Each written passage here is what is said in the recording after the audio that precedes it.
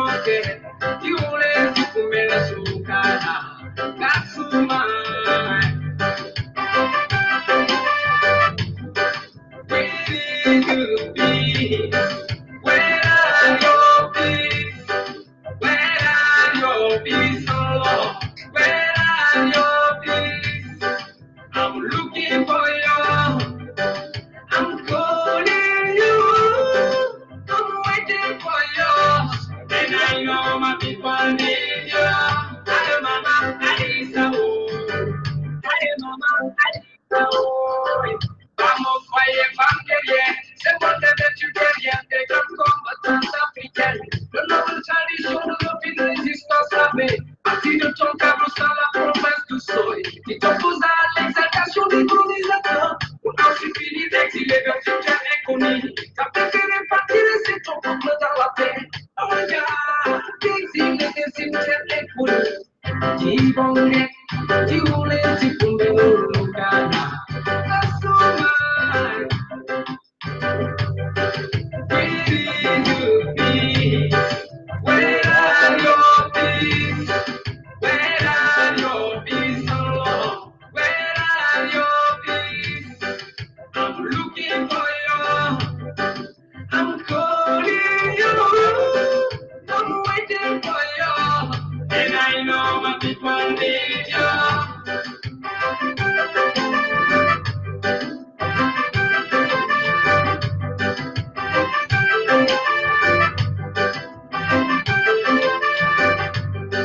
Kasumasi for the Kamatumbuya. Kasumasi Alexito Waitaka.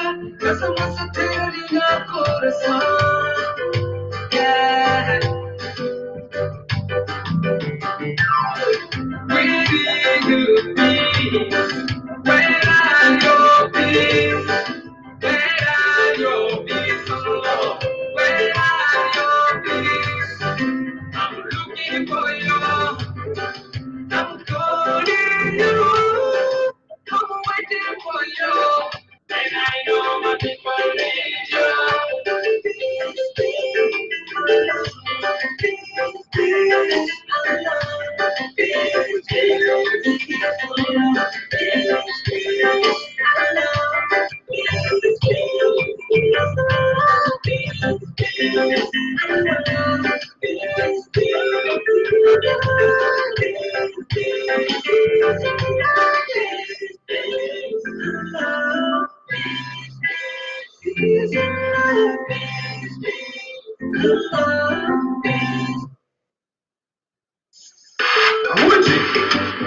Let's not write the color. What they do on here? You select watch here. Let's move on.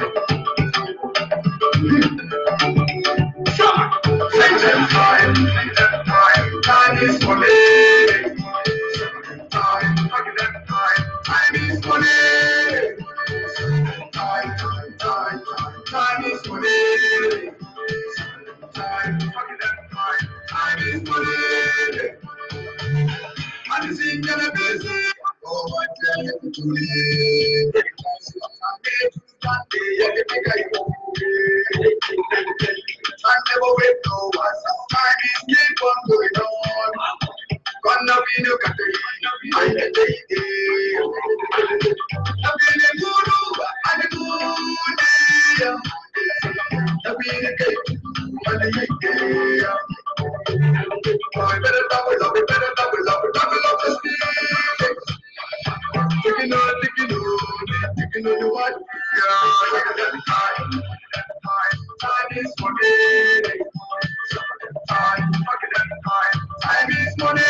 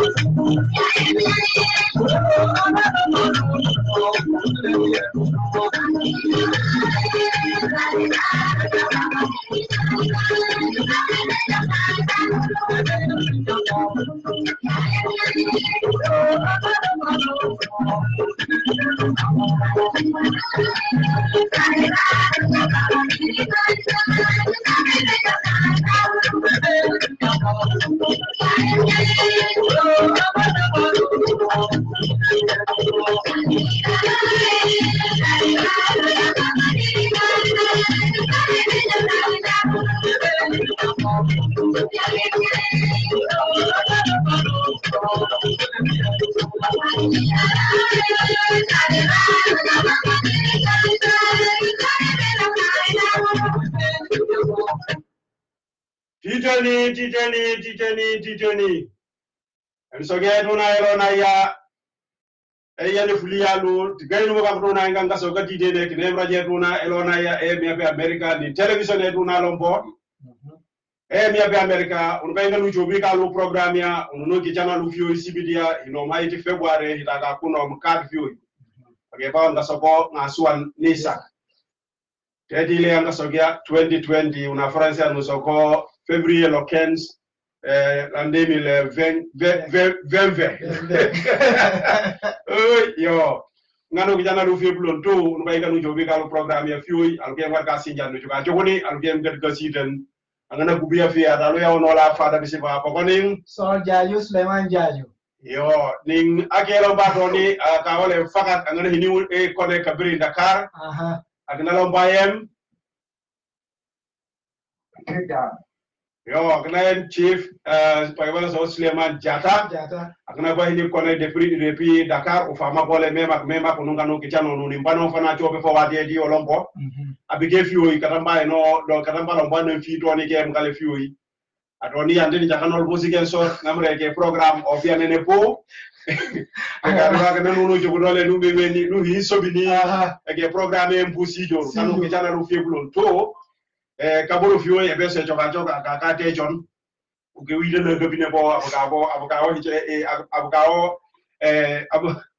abukao hijoko gina de fiyo ni chukudole so ununga no kichan kaloni ya fiyo ndo ana wanti chacha oni fini opanopan ayem techo ne lona ti nika woluma dintini mandingai yo fiyo ubijogi ka kichan ka libe kumbolul lokne mosi alo ponu kelane yo jogi lo bo no ge kuba no kijan bakat kuba no kijan mantat no ge lo bo kijan bakat hilo no ge no kijan po episao la balati isao ha ngano kijan lompo bakat sulu ning kasel no kijan e hondinia no kale be besiele no kijan lambaringi buga siel da kaylo no flato ko no kijan bon no kijan boko yalla no kijan salolo no kedani fiyo buga su yo alu lombo pakal patila nalu ke ngat ni ko wolma no wande ma homa he mayem unu lombo kanu kitan alu te kina programme buga di de nganta sokalo alunka ko menni empo alu ke mbalo ka sinjan joba jikelo Simon Jaju adu am warande kuno ak nanji mi do ba jikelo lombo Ernest Jiwat kadon o barka sinjan ni de Spain o ba jikelo James Jasi mi de me James Jasi man Jim yo bareke James Jasi o berka sinjan yo Ernest no na hano kakichan kakete aso kana bobana kichan na lidite ne yo ke barasta o barka sinjan na kabirin kadon ngano kichan olompo memak yo ngano kichano memak siem nganda so ge kudu sometime kana la barka sinjan kadon ngalo bo kane kichano memak sometime you welcome ngano kichani memak yo samane fo nu hinfa wade no joga ekna programme ye nu jogu bugeti kisiena nganga fioi isiena ngan hinetarle ha hefuli uni potin lo na hanu nyangale pupa jinol bare samani hanu guba hanu nge musa ekna do kungo te yof nu joge kine mo ko fana lo update ka kunyiga kenga kem katika de dunia he mte pakayo ko kunyiga mankala na hepone re walu ke sida na ni lo kunge musa isi fano ele boka ku kunyiga kena bonika fuliti sate de China ki biemiti kamukal pampaka fo fie hipune den ko lokote hichuke bare kasok ko bokati hinges ko bo hipona subar buto majanning sulo kun se hajil fioi ke nakano mgisie ke ta ke ga kunyu lo kunye musa soka lo kaga fo we subak ni sakampona ye ma fio le no ye malele awi e hojim ni sak mba e suuli awi e hojim ni sak nsusuba on pakan ko guñu genke nkelaki ye fe no ye ma fe fiya ijumba fiye kulon to China suuli susuba e gina hab tigidam ti mama me ko man in China barake me ngi kapulon to China nga guñe parce que ko guñu ga ponku fuli fula to ko lombo bihina ba kem katu pulo dana ba no se ba docteur oba pinenga pato ko pitena ambulance ba ke guñe kalombo kala hana sañi suuli susubak yo fiye ko guñu genge ki fiye ni memak so to ko una kalon nu kube logunge musia pour katumbu ta hate ko kunu memak e do karanda kubule ti logunge musia apakamanu na pume nu nyanga ihinu pour katumbu inia e fakano lo tikina ko guñu genge logunge musia no sokalu lombo he komeni logor kina koni Africa bare hukan information e jolio jolle tabule to ni ko gu an wonol o bo guñe ti mahmonol e manga so ma Egypt e kinem Africa bare anange ate Africa dom a Chinese authorities anga ke yikaka all Egypt ko guñu genge nengona ke yi bare ti mahamamit Africa na yen yo wodo fiye ko guñu genge kina konyo na kon mahamamutuna even though Oman at Africa dom bare ko guñu ga kem katangi kini ni hiti futikale oto fiye ko guñu genge ku jolio jolto mama mutuna medi Afrique yo nunu ngusia jane gelo ku nunu ngusia akina nga guñange te mama medi Egypt pume ngahino manka nyano nyahan man pume fano fan ngahino nuno ñu honia e gelo gum e fumbu e fu pume nga soko e fu dene upenan e sokalo pume ko guñu ngiyam yo programme yalo bonu hina lo ku musia ta da kolombo anga gubi to alam fango ye njay lombo be ni do ko kunu woti kikina ko gubade ngam mi ka do ku musia yo ta da lo bu pay nga ne ni nga ki ha fi blon do chuka joko bari le filofi aduna nga gubi ya pour kuna blon do ka dum busia yele mo di he na ta ke pour ka patinol muna pay nga nu sita na kay kana programme ye njibinge sakna ye nja hilime dio pour que dimbi no ka bajino ning ka fuya pulo na pulo to ano wona si ninka no ye nja e hemena ta ke longo kaya makol una kalon yu tikikina ka guñu kenge yo kaburo jige janalo ki jana gidene ha jana gidene mema pe ba da lo pa na pusumo sumo isiyo ka guñu kenge sabanne permisa ka guñu kenge menik pada sering masuk ne yang ngom akana mamune yang naik pas ke fanne fadi so fanne fadi pakayo tambage piken kadi ke do hinom jajo ne yang ne yang fudina esa just memak ekana ona kado ha ko na memak samane fadi edu na so fa edu apa kingire pun na to na plum chawo siasi alo ko ke ne ni mi ko pade de fa pa ko blon ke se si ko na unung kado so kado timpa to hine pa pa go empate po una ade bana na tumule hala ka bunyu ile ka bunyu le hande tumala men nan joge wa hateni na me ni pasai be ta bala bita ko teni na ira ko andi do bitania na idi ya bulu wandi do bitan tumando ni manta be hili afu ba katembo kada ko fo afu jojo ko so ka yi ko nafa ika bunyu e kete ne klagi la ko na kada aya adi ndo ko le ko li na ta ke na kola ko yang kana ko se palu do yang kana bunyu genge bugina ko ni do na ko da sembe e kana wona kado yang kana tenyan hola ko singana fofu ina ko bunyu genge bu to le ko na mema una ko da sembe nan je ka ini do chau usire na ba kem kade ka kana no na ko bunyu genge no o jakati he hanga so ha andu ko ni apa kayu ni ya hinu futam ko na famona ni e ko na pulo chau almodi dum babhin ke lobar kata ko almodi to kata ka bunyi ke se won duna ke kade ba hinni ko bol kal modi ka to ko bol de ho kade ke ni ka bunyi bambaka anoni yene ti yene ke lo ngeti na pe almodi ke ne ta ko ina ti ke na lo bulo jogi dina ti wa so ko ti batinga hanan ji mare mane so yo do elim ha abulombo nimban mari mane fena anati pamilo la lolete igna ka gubur ke kan dugina ka loknge musa bro njibale so ko e timba ni fana nomba anyani pa hila mai tuna hiti last week panu gube pa tika kuni kenge hanga ko una panu soka fa drum una fi una e jai ba ba honing akina naga anga hina advice ya tihilmu okay so kom fanu soka fa drum ko bisi no ba ko ti mama nde me ka gunga bujoke hanga to kolombo ko pisima ba ngabla fi plundo hek kana ko yo Egypt hanga kon ena ko na ko Africa conference ke hanga le fi plundo ta hakunu hanga anu foko kana ko na ko ngati mama mtuna fi bahali gamen ngaro hanga anu ngakata ke dula ko mangasi ko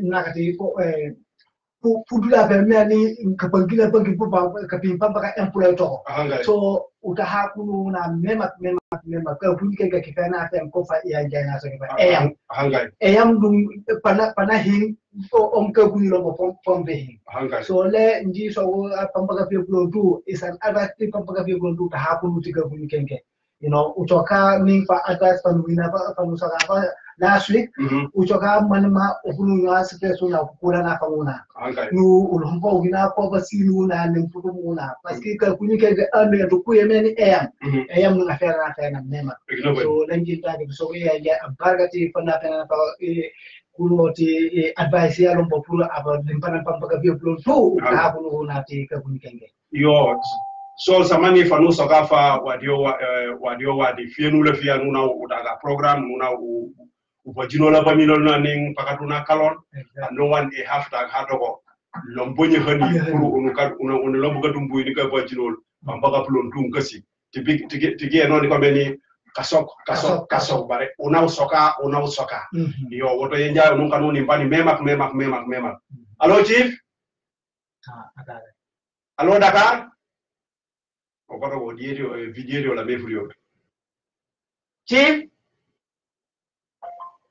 alright that's your only tanodan in the koni na la fengenge yo anganga soge James Chasi asemfuna mlompo wa na opalompo Spain samantu manyino apati ka mlompo anti-terrorist ne alam fango abnan bo fade kasinjanuna yo ki isiona ngane he warande update ye eknenu tage fiwi pour Ethiopie una leti tabule duna uno fila fil ka kijan kaburu lombo kaburu nunganu kijan opano na mbali di attack Zumai so fioi ka kubaraka kuduna njile flefi ubuna kia dengo fioi nyoyi njile fie ufugubeta cha hinking fuka hala kena le bari fioi njile fie puru lombo ubugubeta fioi andu fenenga fongolo ngakdo fongolo mo puru nyoyi ka ko fioi nalu njile fie ka kubar mema algen garga sinjan njibu fongolo ngo puru nyeyi yo andi go nyeyi fiyo kamini neji fiyo hideni ha pade ni chono li chidi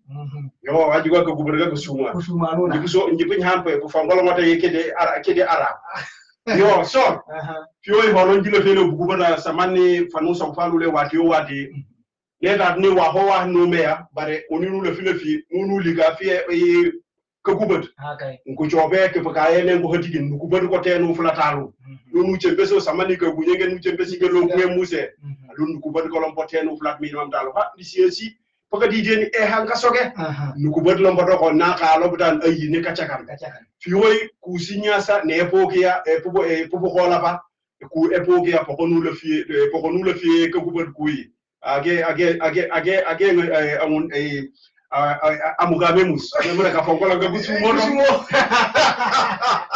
kafongola gabusumo amugamemus fioi ule file fi usinjana ku epokia bumeno nyanga kasi matole epokia he une du chobi topike ye parce que uno kina ken putu na ten ufunugelo mbono ken peti yedi bwe uchukatuke bwe fonke hin epoki ni una ten pumenu bina epokia to kono le fioi upungi jalfe cha hingente bwe pumeno si matola ku epokia so lenji le fele pour katmana ki atoko anyi na sinjano so kam fa lenji le fele hiliku tuku hingoto pour anyi na sinjana putu na teno putu na una tuna nilonai utakuta wate ya anyi na nyange hingoto ni wate ya na nyange kasinja ike ban utakayo bare uhinantayo samani duwate no flatuna chief abansi wuni chief uhinta yo samani luwa ni ye chola anyiya anyanga nyampuka yo pihinto warande hinombe he hitilekol anyiya nyanguka sinchantele ke na sinchana penu yempe fanka pul epokia ni mputu na fanka pul epokia kufut to konu le fie mantu chukape wa huena pe wa mia ni pakati pe funka hin wini ao echobi puro ubina o petona so lenji le fie ma panaki akuna lenji fongolo ngo puru inyei nunga do soka lutimbo timba unupenge ke gubu ka fie aloni kana oni ekabirinti muna isi se kunom is sak ngopage fota no buge yubie no fie kubunda waro nunga no ne bana lo popo kapata ko mema so lenji wantu hile mu. Okay, bro, jibane so gitimbo tiba helmaite na bana mema panso kepa poni nasi njena una penu amba fie ni chenu jifa so kufutia mema because le minyima fanga chokofa minyima katata kuwata eti himoto minyima no katata kuwata eti kuna kupishwa yo minyima because ning time eti kuna kupindwa like ning hanule hitumia vya like before 8 o'clock or 7 ifia 7 ifia minyima poko humi ifika meni le palase tuna eti kuruna unakia pendwa na nuwe ni ala yo tisale ekinalompo time eti sinyasa ni sigonza so afa chukulompo to on time lompo ni time man 8 o'clock on kamot afa chukulini manga kai himoto yo ninga ni alompo come before 8 o'clock because misimuna bokofu afa jukake anya time africa ke ngore ete tuno akana na angot yo nakana ngotado afa juk anya do naga jobo himoto ata ke faloka poko time ete ngota iloboti tuno man bokofu fie plon tu so ka man 8 o'clock ngangot ba dika tikino te himoto asi for misimuna kompanya za kofu yo para nasi ngena una teno una utakuta time to so minyimani watete etalu etunyotuno pulu himoto una fu yana ne minyima fotan sume una so lulu nga hisoka aba juk anyi alompo na no nuna ti salia apno ti solo nikino fia una tume yani ange anyange himoti yemneo yo ning ada himoti yemneo yo lulu ya ga isoku kom utagap sign and symptoms te anyi ning om sign efuyoti anyi bai akuke omani anyina abeni anyange bana himpa episode nikino fie chuka chukuni himoto ni meo admega min akiwa ekna chobanya kai because himoto lo pana teni una because single bro ya mauna ni himpa na ya ni let's say for 3 o'clock 4 o'clock mbuchom at least na hintia force found himoto efe chobi force amwa so afa chu ya mati minyima na putim minyuna because pokolombo kanyanga actually age many ifika ni kaingana fani fia unaonya na kaingana minyima you know stiku tumo hati yao yo nagia lompoti kakula nkafia lompo kwenye pena ni lompo toko because kina kio produku ya neni ko bukayo lompo yo sola gayumbo tulanje bijaka nabo kubele ku himoto epugia ekine himoto anapanapti eni eti anyi soka anwaran bija hangti anyi napanap mema because na jiganje soka napanap because misimute yo na motaka ni anya afisa himoto afo visipiro anu aka juguna afisa piro afo ni lompo motifani para ning au fizu tu himoto ning ala bana himoto ume nini nacho nini neo kyo na kunyugu alu himoto dum nugo force fa cho alondiande so le uyangana na uhu sinjana especially putama server ila kuma tuna mema you know anyina na kuonera abuso warede no afa iseni putama server kama sere yu nyanga lo kamera you know example time pa nu hinalo po upumfana time timi una you know time meni na banaplo bonne ipuru himoto anyi hala so ningi himoto cholo force fa ka himoto yeah yo so njeni banolo mema ka lu bisito na bani bisinjana ba lenu le fele na ko ni duku himoto hiti anyi ti kanga sa do ka kutoni he nomba no ukarange komeni anyi ka birinti mona winyedi yo na ngata ka kim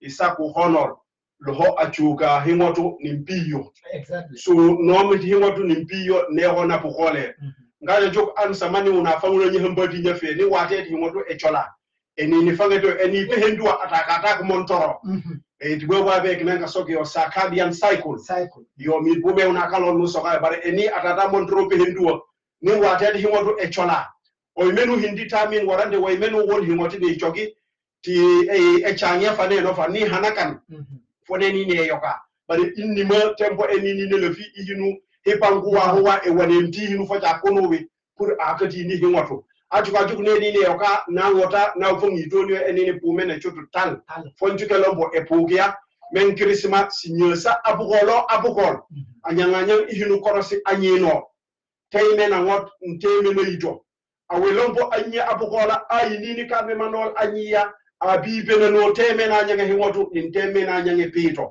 anjuku jutuna no ngaso anyange na fise no ka e ka hindan afasin tejungu atuka probleme tuna nani page sinyasa na nyaso ka hingotu abifisi ngotu man 8h fi awrende 8 o'clock sinyasa nkapo nkakito chinyitalo fi chukongulu mikema mokal toko bare uno miteni hisonto anyiya no yaka parce que anya sidilensa na takisa warande kimenga na takega folompo na nyange hingotu iye ma anyi increase nga tabala ngalokota chol etil ti hinom haitaka suwati wi ni subaki baraka na nyanga hingotu bukai bisigo ngaswan subaki buka fo ngaswan kan zingoji anyanga hingotu wate yefie puluntu boy mewne hingotu na beteni na enia hingotu kui nini ne kersin energy ye ne hini use ekine kersin ayo tembe ne ni kulo pe po fasai bo pe hentu aninge uno so ko ni your body cells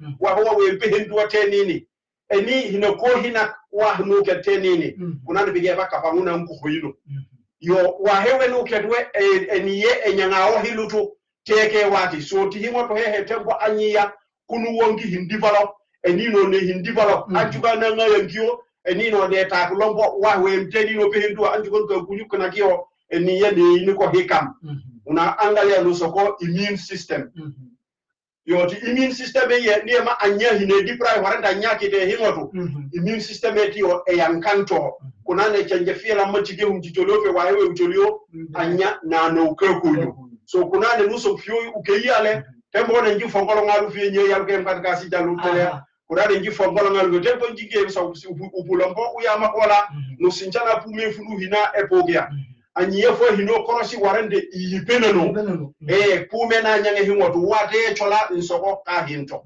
kasin nka hinto nani ka na fo da hene yelo nasi nenya hano abihinto anchuka nino fa ne nyanga fa fa na nyanga hinu develop ni kunuwo kunane pakatibe epogi ngahamuto na ma echohato parce que nka ufani fon yan ka nyange abihinto suwate san ka nyange sa abihinto ka takso yo epokuna inchuka jufeni ke hino hini wata ite ni hin manke so nji kwandi pe no de ti chingenge je folo bro ngaju ga lanso ke la faranka una sinyona nka so anyana lanso ke la lu point ni yatti helo nai yatuna hangai anya konfanga so na fiza no hengo na fiza hengo na si ngaju ga wina korsi usinjana kutama serva hangai anya ngambe yani boni na fiza hengo hani bi katano apungo many time na kana ngota on time lompo mfangi time many na ga yellow njobo abukasi ngajuga because pisi lompo atahina important lompo you know but mean our ampanto on time obviously you know hani na no nawe maybe simple bucholio na ini nasi anu egnefia bulo awe katana abga hinto egnefisa ke you know na aba pumeka kalon gaso abu abi ya choti abi ya tani go tawe moto nguro pumeka so abu ngokal ngona anu ekna kamo ke egnefia bulo tu masimpa piteyo lopi na week ngajuga pare nakna ka abja hinto abetu you know, he would if he no friend. You like a long bone so and got and come for no soccer ninkataka time at the pin. In time at the period, Kuni expand. I mean for no natural current mania for Lomponaka. So again difference here over 2 and 80 valley. Because 80 valley were your time. Now the meaning of the expand. And as Narani Unapaka problem. Adiba Nakana, Yakanaman, Ayan, a salon. Pumen in the important. After you get any time at a piscine or how to near NFA. As Algonalum, the same time, I need important member of society. So we not time, we not okay. Yo, so Luwali ma to Suma Japatagala when you live Piti Japa ko bukale to kasinja nuna ko buga to sida nuna na panap mema pour Piti Japa especially pa nga mekani pokonka karangan epugia e hefie pulundu e hanu so ke ngiso pokoka ne tateka wala te kame kenge pokoka nyange ne tinka tatanga ta fia puchu kol ning pupuka epugio pokoka nyange pi si pupuka pa kakaman hefie pulundu mfula dogo na inye nuna ka lockdown ata ga sembense a pichakan anosia warande dispenserati comme ni ku himoto hiti anyiu anya pumena nya himoto hefie plontu uini kachaka so piti jaba aluge ngalu pumuseva hinalu lombo pompo pale kuru kadne karangan lombo pupu kapa epoki ya pumen kanyange himoto umusinya sankanya kayan kanan pruka tembuka ini himoto yo umfula dogo samani fenso bo sinya sanne kaya loputan tumpusu wa hoa he hinu jakali tukuye ti anyeli chakan a doctoroya unu fio nujo unu neta po doctoro u karangal uneta specialité eti u karaw specialité eti epo anu mela to kolompo nu chembe sife anjuga ko kubadenge unu bunyamul fie una no chopa ko hanchalo la ko upuka nengo sol ma joguma man jimida la file kapena ni hani ma joguma mita jele file ma fa na kiya la kena tuku hikna wote hele bare ma puposia peti so hambodin su juga mama maina because time yarbugayo adi fe modo na sinchana lombo unanyi hambodin nya hichumbuna uhine hindi private himoto pumenu hine di private himoto a puta ga telephone na hindia ato hokyo warande adi hinyo silent tanota an hine text ni suki kirik ko ngelam Nesugi kirik away yo. I hope you won't be fair chatting in your fear already away on and off. Telephonia, our normal money. Telephonia eti, I wait in be no at the telephonia. Rande give us one angle can get with you. Let the telephone not own you, but own your own telephone. Is that what you say? Telephonia eti. Mbucho au pia no ati telephone yo ekineyem awenyengi hinu control telephone yo telephone nya oti hinu control yo na ya hewa tu telephone hinu silent ana target anganyangeket hani telephone di ona packet anjuga tanotan ayitoni yini ka banki telephone de sinjan ano one message mtoko inya hanoyo barfengi chukachukuni pi telephone ba kuna pemba no wa maba fie pikina mbu no muna mbi control life etuna so let what we were many no pick up pick nothing water so can jina de water yeah no pick up ji only can brother from Denmark no so go be for sino na so come so go hot telephone ya na so come no dem go telephone offer the telephone ya ekine no mom akana do mahine telephone ya mom so telephone wa we many kulalo mpukutu hinu control so lenji le felenji so le flufi map na ki ali tahingi chongoma chopa ekena mitanyuma no koni ati topic yesu bienio bro egrafia property ekna himot hanu ya mane hangai because hani telephone ye because telephone na kitikit an himo egna bani and topic ye te himo egna bani oni telephone lombo uhinat conference ka fodum himoto ku yemeni ka huyu fange tayo hangai because ni amoto you know farmot ekna force you know because nuko nakane yemeni anya your choice so telephone number ni anya papu koli ani increase papu koli ni telephone so ka abayo ngaga aluna kina ayiya aba tu you know afita kimota hiteo hanga iyo and egna fia plontu ku emeni efe yokan anyia hana yini lombo because ni ai no hinda na yini telephone na honi you know and the next of ayina fa and na ayina anya abuga buhi maybe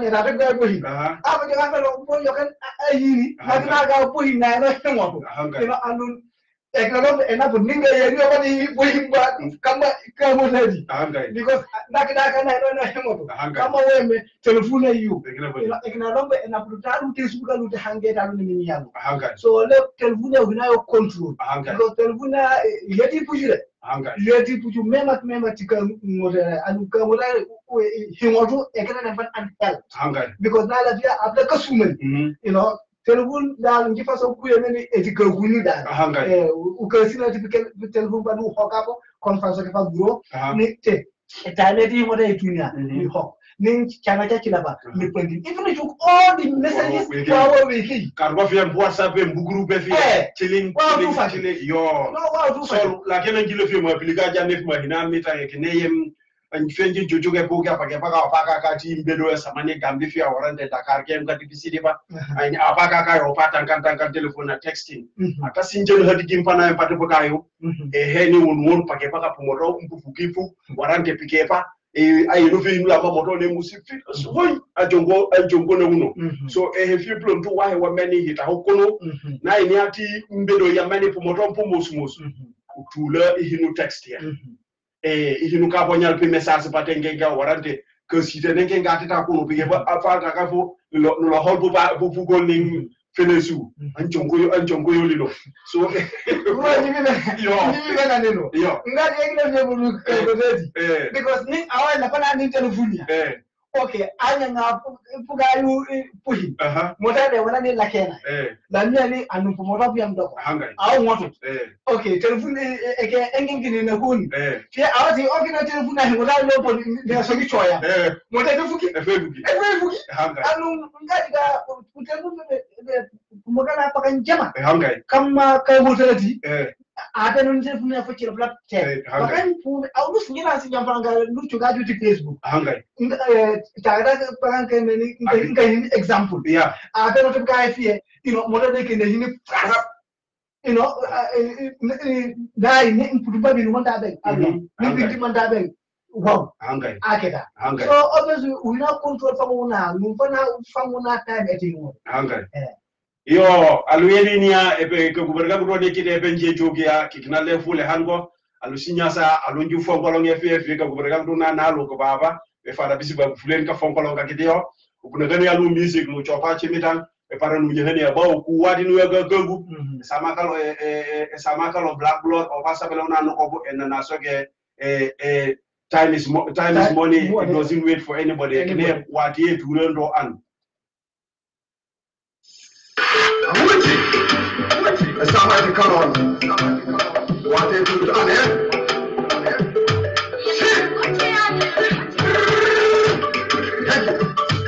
Watch here. Let's move on.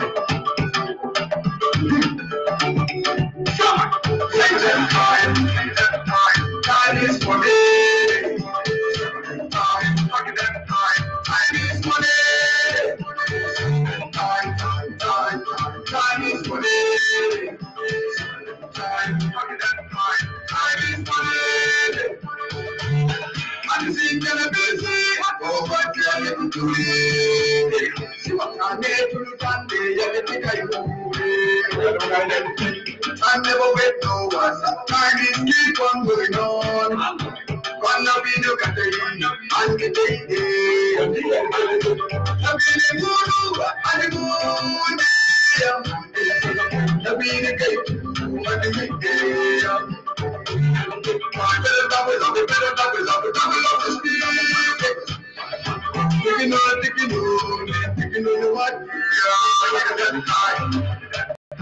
Time is money.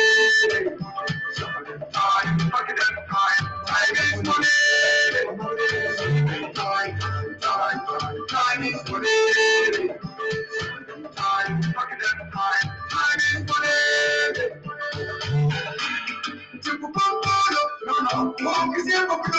so we there.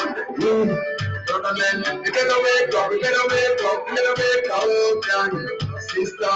You better wake up, you better wake up. I mean, it's nothing to leave. If you can't run, you better run now. If you can't jump, better jump up. If you can't move, better move on. If you can't fly, better fly up. And let the nigga to lead it. Yes, what you are, bigger unit. Time is money. Time is money. Time is money. Time is money.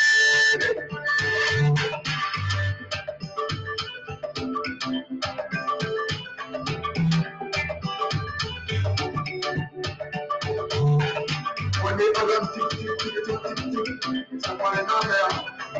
I don't need to tell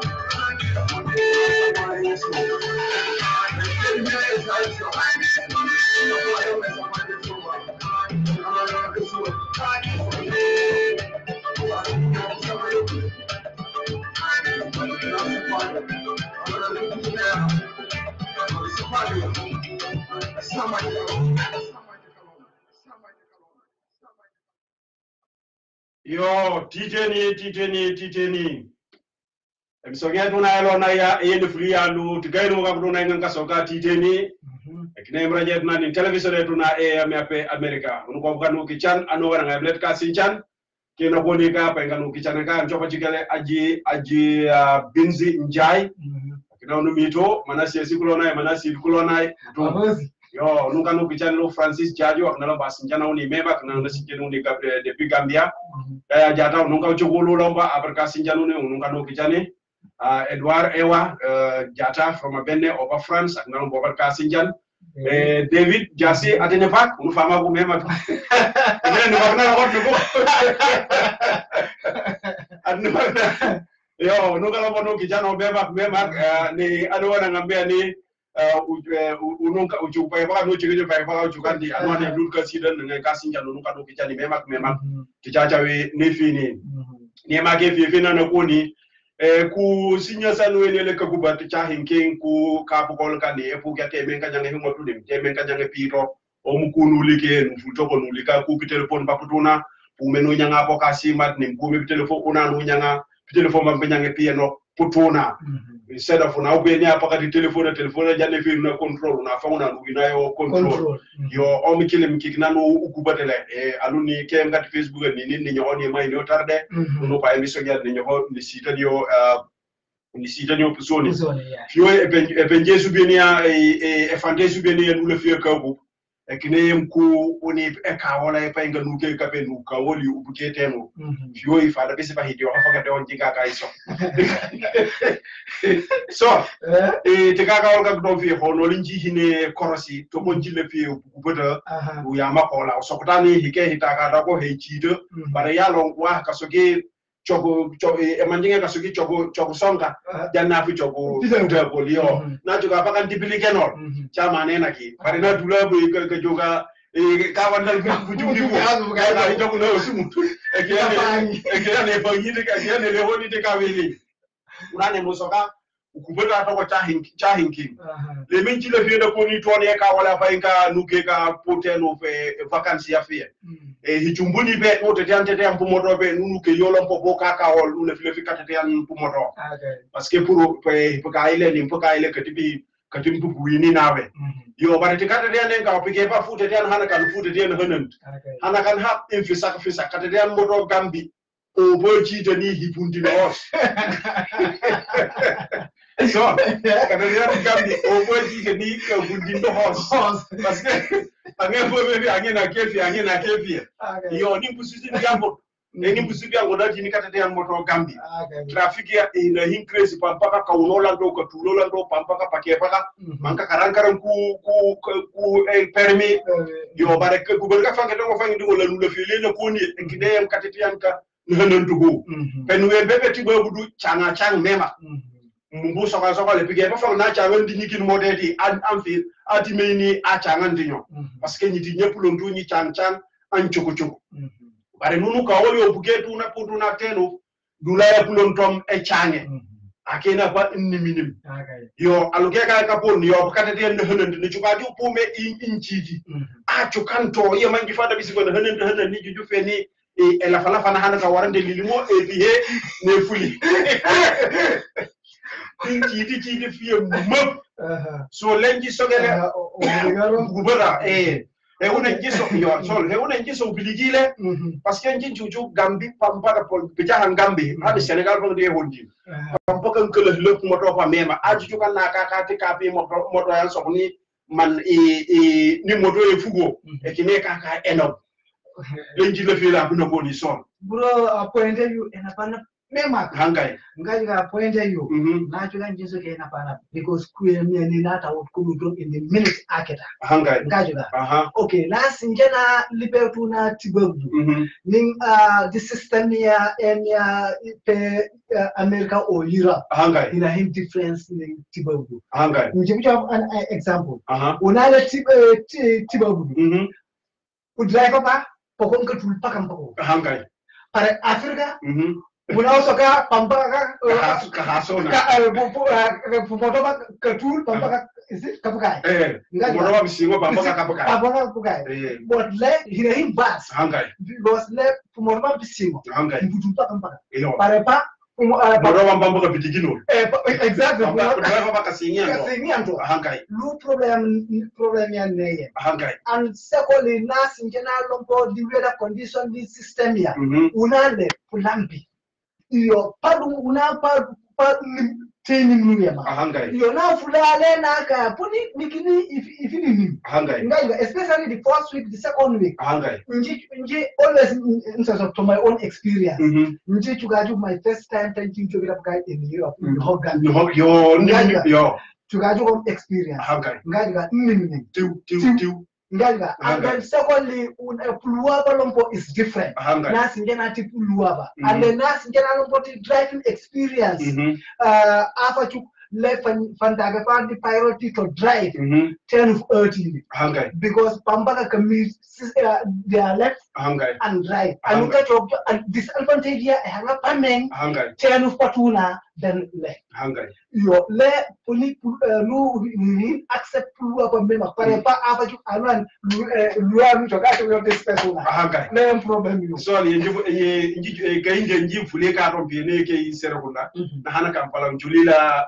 Pugola burfula gana taula pe police oba kasimona exactly bedona na police oba ke gubna sofor e ya puson e nyamot ko kay e ke singo puson e yana me ro kebu asingo be abudula police abo ba e hanage hane ko e kebu apite kay exactly so na singa ne ya digina men jesi ngo po fani about 10 meters anga pusona opa chucho pe Africa fatika so ko yo kanampadila jesi ngo ka Into Pascal into comprendre. Yo njindula mafota na pa e gagu nanga na hinia fi njong konya. Baranga puso ko pa chuchu pipi. Kompanjin so ko drum because le pampa kan ka tulo. Hangai. Yo padu unanto. Tulo anto. Hangai. Yo because le ati hani apkan. Hangai. Yo pare pa afa chu fanga pa di ka gubni a police. Angena fully di padong na kabule pae. Okay, traffic yo be hina jam. Keturando, ama chupa ke pakaji ko na site. Kapukakai.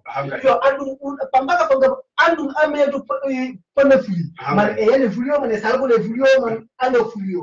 Azimi. Pujoson paputu na nasi ngena no pujoson paputu na. It's different than pujoson paputu. Ngajuga. Because unapa pujoson paputu na they are so close. Ngajuga to my experience because poni experience about motor. Kifaso dal anyway. My father is a chief driver. So obviously, you know, the experience I see. And okay. We live on car. Because you know, I can measure and government recognize. You know, pension. You know, so obviously, you know, They must understand about vehicle. You know, so nas ngena system the traffic system at Gandhi. In Europe is different. It's far much different. So like conference of una came because nas ngena sometimes obviously burning aka Gambia pare motero. Yo, what that accident. Ngajba nas ngena eke 40 year. I mean, I don't know if you are okay, man, systematically, and look at the food talent. On the same system, yet we're going to work with that to Africa. What you now?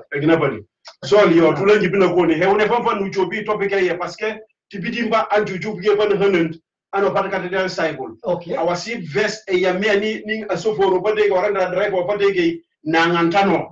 So lengi sogale ukubera una kalonia ni he might December chola he be fed ba uta hakuno ni pakati gambila matom kay ntinyitinya e ka wala ko bokati sate ya pa enka meni ko patetena le ni mpitero ba pamba ka kofu pachuka lilo mbon hanan ni mpite pamba ka kofu woto ni Christmas chola ujo waldi ndo kombrang he wona mbi semester ka holiday nkame ba accident gambi ndi soso pati ya neme yo kujaha mtuna lombo una fada bisiba yi una ukaya unaka tete mboto nyikiti nyangi time toka awene nesi kan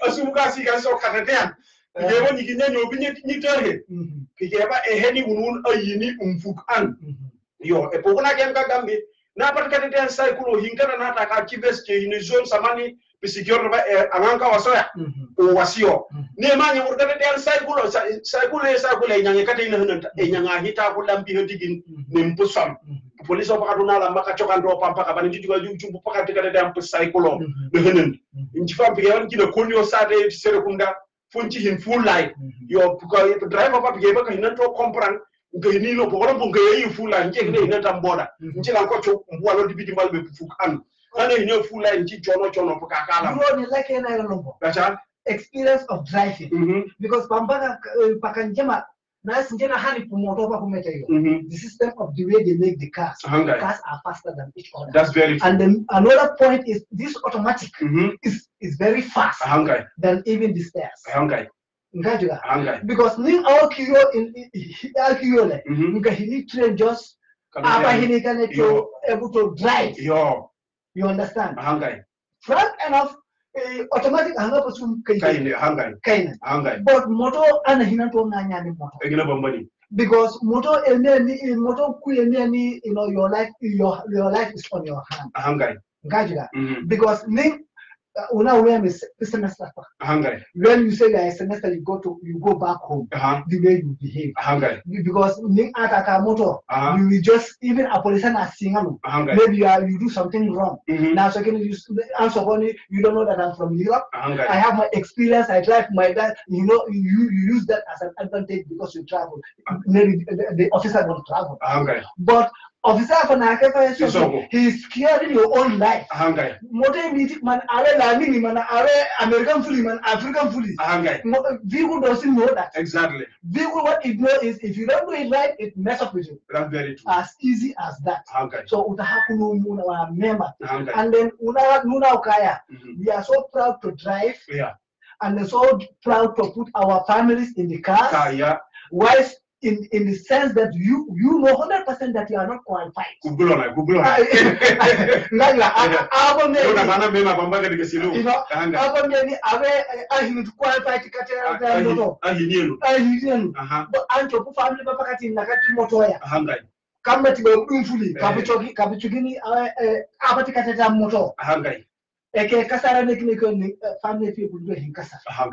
Ngajuga utahakununa mema because family tunapokaa family tuna kuemeni aina chopta imeti for you ekananji dagasan advice ning aviani poli awe you care for everybody now tetana after problem yes a professional driver that can drive you exactly as easy as that in family it is safe come safe konvalusa ka etumbela panga kaira sila nene manja ngajuga ning akaya always take this as an to your own self injire kakanji there's nothing like big up You can able to get your car. You can able to drive at any time. But you can able to secure your family and yourself in case of anything. Because now maybe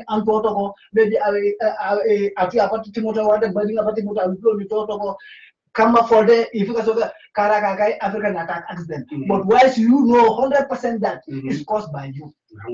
So let you go to happen. So la boku be wele ononye le filombo ka chembando di chief. Hello chief. Hello. Iyo mana de fia ka chembande di kilim ka kengan wege ko bu fia la ta yongal bare ngamra connection di indi fia apa siuni. Ayo chief connection yo ngamra ke lo kum du hinte yo débrouiller cha hinkin parce que de ka ne nyuhoni. So la bagu belo kilim he na be hanjile fe kanim ban memak na hinien du moto samani fa da bisiba na kaya teno potona changes an angameli o pateno Gambie warande o pateno Senegal na teteani e pinne ka pe nyuhoni na jamanyoy nyoy anjuga ko suma ka katakia bare he na so ge ko meni apoka ngile fi ko isamba ko meni he njiti babu du nyifuli araba pe awe modeyante teani ape automatic ngam fani bo ete hikasa aina haw hinenu fala ede kasa yo unka ja na kanto ko min mamiti fi plon du pige ba heji dani ge ni to bi to ko no to gero almadi bu mbule ngani kina tuna so henun sonna so ke so una kaya na beni awe modoye merkate de an hinati inges asufu warante inges ananga ko hini try ne ka pani nyambo bukai ni nyofoni na me yani awe modo hinati pando mbanda atako timbi himfangi force apambanga yugola yugodo nga hini haji inyohoni ninjibeli yenaba injob taxi nga haji banga kapa inyohoni onolompo sonna welende unipenga nufulga be nono kapu hichumbuna ni de fle fipu pile chinol nimpagati luwaya exactly petuna be uno chinola mto na police singa no afisa ko lama omona singa na mlahini explique na kichiti ke dia de pile chino potaki na fanio na sumuti nga hino challenge court ikina hiyen betuna wo imebe nuna kawola wallahi he that hapetuna nula fiyo bugo hina ho pae exactly uno plojino ni homme de droit pakatuna abisinga ni asoko no fiye nyange inu patawe bon fuli ba fo hine teno patuna poto unaonya nga accident fo saka homme de droit ngi soko dalo ni alahu le nanga alahu ngada jo he na heblo na le fiye hinu enjoy vacances di na ka ya timpihin fala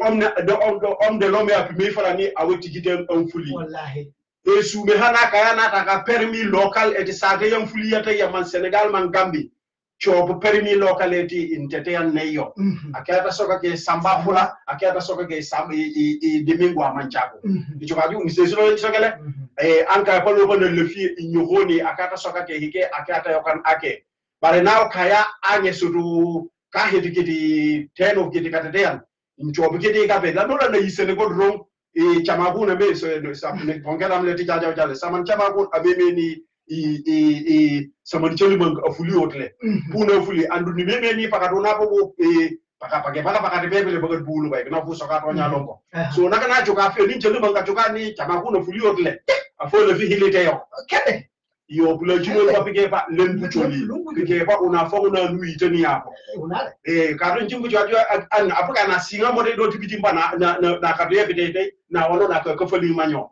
est ce que ana fo hin hobe to na be awem aine yebe bolo jiju ajo ake fo nchuko petu na no fulibele wa mon choli fit na fitam hadige ni njisiwa samani sole na so ka kayra silo manja idin pele bidiga sumay ata bala lam so nuna kayapo unafu wananoli ya tetam ruginani pono puke ponu fulia nufia be samani fanga so fe pambo ne fi kasam ne fi teman itimbi ya so pambo so folon ponchuke han pu menu fi ape ilona de to fultuna ita afrika iti fultuna fo we ni apaka to yo woto nuna ka tenu nugina doucement e bo galambo fondingeba njoba sokalo ni wate de fe de pay lokana ni mini chama ko ni nu keke ni tahlo bokku mu katega di fuka ko fi kateta bi sayko ba ne da fiyaw anchuka ka dumpu hina tanka pa accident pa ka ko fi saka ubu soka jano mo futa ko ni ubutula o mo ga tu hin o soka o nunu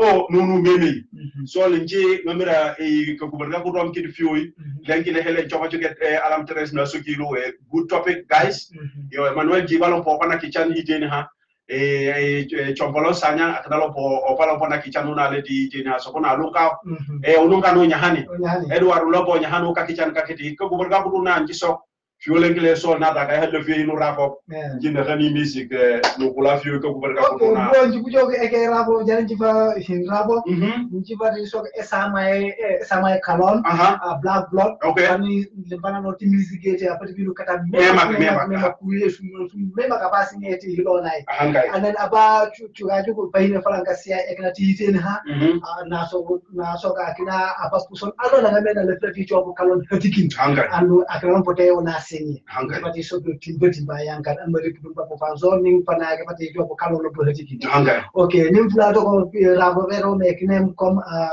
njibujo ka la no soka etika kunyuka hani bi ka kunyuka uta hakunu na mema katika kunyuka yo nim flato ka kina kata tampu motopa teno uta halo pokunu na mema jibade soko kalonte flow almatu na flow ya katika so amin yo so jani fu mugaga burga ka wade ngo jibo tanganile una nuko bono non mo bajino la no ukelana ka burga kutuna le fiwe ke jubigalu fiu programme ya pokaya matalu ya fada disipa ning so Jaju Suleman Jaju yo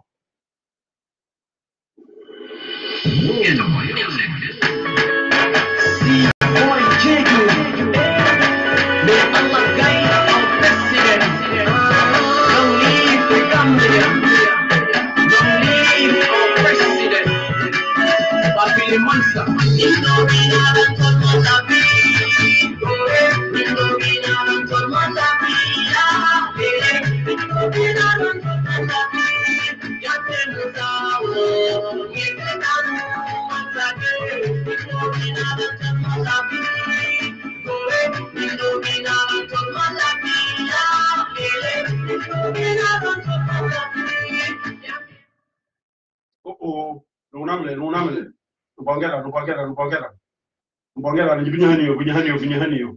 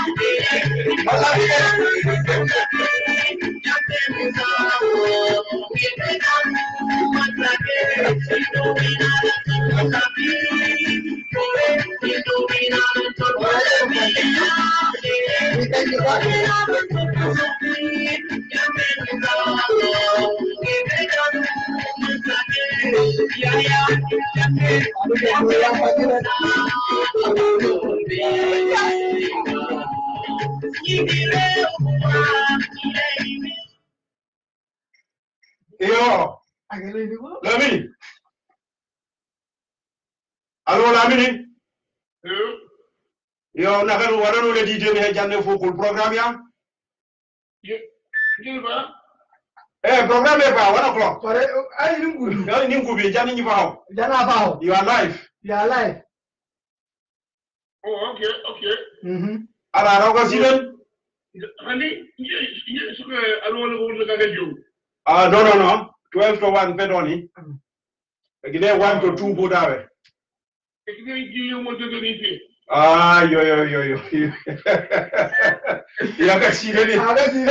Facebook, yeah. Very nice topic. Okay. Yeah. All right. And then after that, if you want to send a comment, then you can send an audio, then we will put it in.